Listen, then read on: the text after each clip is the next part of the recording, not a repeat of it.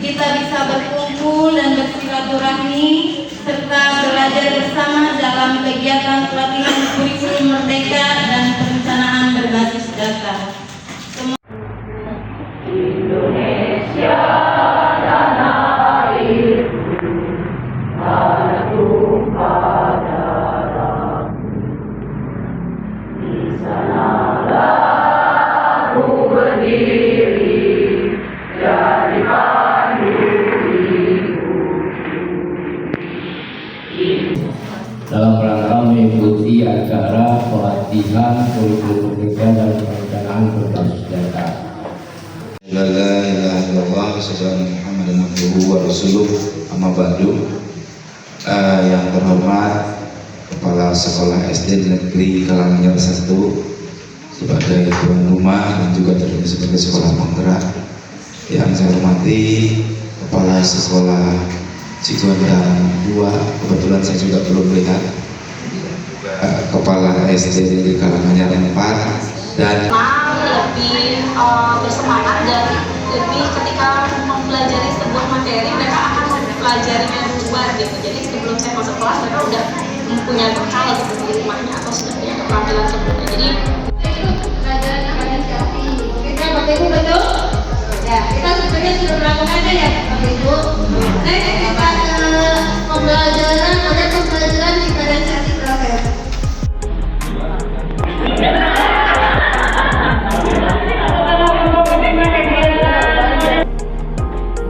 Guru kreatif mandiri.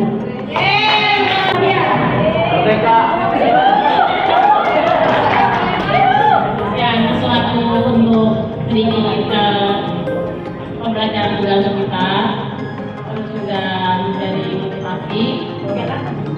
Ya, motivasi pembelajaran. Memberikan materi ya Ibu Bapak, tapi kita sharing diskusi bareng-bareng tentang pembelajaran berdiferensiasi. Menurut Bapak Ibu, ada yang tahu apa itu pembelajaran berdiferensiasi?